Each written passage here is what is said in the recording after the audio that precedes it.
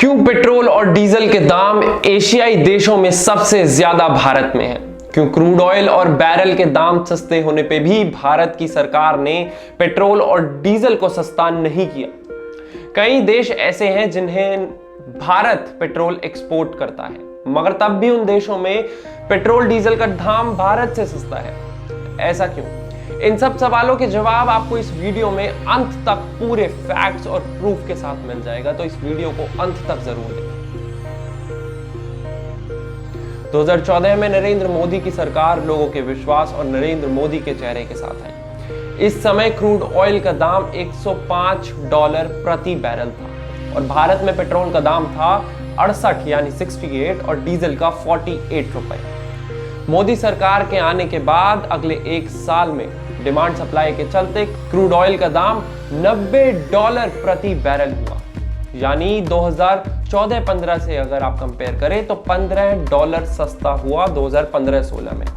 मगर सरकार ने इसका थोड़ा भी फायदा लोगों तक नहीं पहुंचने दिया और कांग्रेस पार्टी के अनेकों लिए कर्जे पूरे करने में इस कमाई को लगा दिया, यानी सरकार का फिस्कल डेफिसिट पूरा करने में लगाए गए ये पैसे।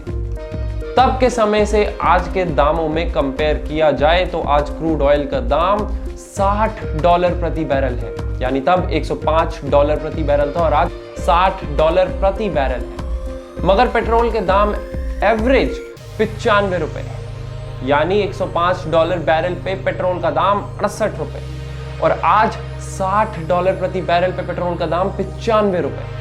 कोरोना लॉकडाउन के बाद बैरल का दाम $30 प्रति बैरल से उठना शुरू हुआ। सरकार ने उस समय भी इसका कोई फायदा लोगों तक नहीं पहुंचने दिया। इसके पीछे का टैक्स सिस्टम कुछ ऐसा दिखता है, यानी कि अगर आप 100 रुपए प्रति लीटर पेट्रोल के पैसे देते हैं तो उसमें से 35 रुपए आप पेट्रोल के देते हैं और 65 रुपए सरकार की आमदनी में।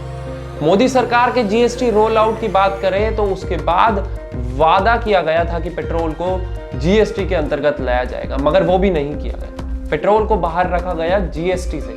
अगर पेट्रोल डीजल पे वैट और अन्य टैक्स ना लगाकर, जैसे एक्साइज ड्यूटी, इन सब को ना लगाकर जीएसटी ही लगाया जाए तो 28% जीएसटी स्लैब के अंतर्गत पेट्रोल के दाम 65 से 70 रुपए के बीच रहेंगे। मगर सरकार यहां अपनी कमाई नहीं छोड़ना चाहती, इसी वजह से आज भारत में पेट्रोल का दाम सेंचुरी मारने वाला है। पाकिस्तान, बांग्लादेश, भूटान समेत सभी एशियाई देशों में आज पेट्रोल और डीजल के दाम महंगे हुए हैं, मगर इन सब देशों ने जब बैरल के दाम कम हुए थे, सस्ते हुए थे, तो लोगों को भी इसका पूरा फायदा दिया था। यहां तक कि पाकिस्तान जैसी थर्ड वर्ल्ड कंट्री ने तो पेट्रोल के दाम पिछले यानी 2020 में लॉकडाउन के बाद मात्र 35 रुपए तक कर दिया था, मगर तब भी भारत में इसका दाम 75 यानी 75 रुपीस था।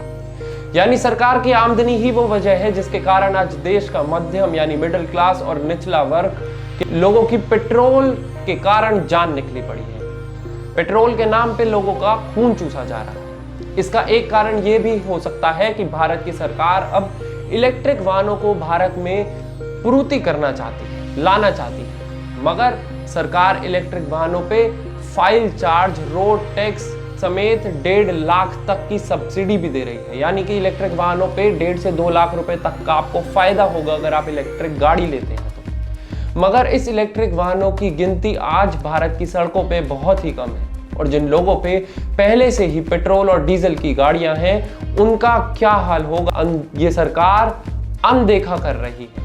टैक्सेस के तौर पे लिए जा रहे ये सब पैसे भारत सरकार की पूंजी में जमा होते जा रहे हैं, मगर अगर सरकार ने आने वाले कुछ समय में लोगों को सरकारी हॉस्पिटल, फ्री एजुकेशन जैसी स्कीम्स लोगों तक नहीं पहुंचाई जिससे मिडिल क्लास का फायदा हो, तो आने वाले कुछ समय में मोदी सरकार का चलना थोड़ा मुश्किल समझ आता है। मगर उस समय भी अगर लोगों के पास कोई विकल्प ना हुआ तो लोग वोट किसे देंगे, राहुल गांधी को या अरविंद केजरीवाल को? खैर, आपकी इस पर क्या राय है ये हमें कमेंट सेक्शन पे जरूर बताएं। वीडियो को लाइक करें, शेयर करें, चैनल को सब्सक्राइब करके बेल आइकन प्रेस करना बिल्कुल ना भूलें। Harshad Gulati, VFN news and democracy is beautiful.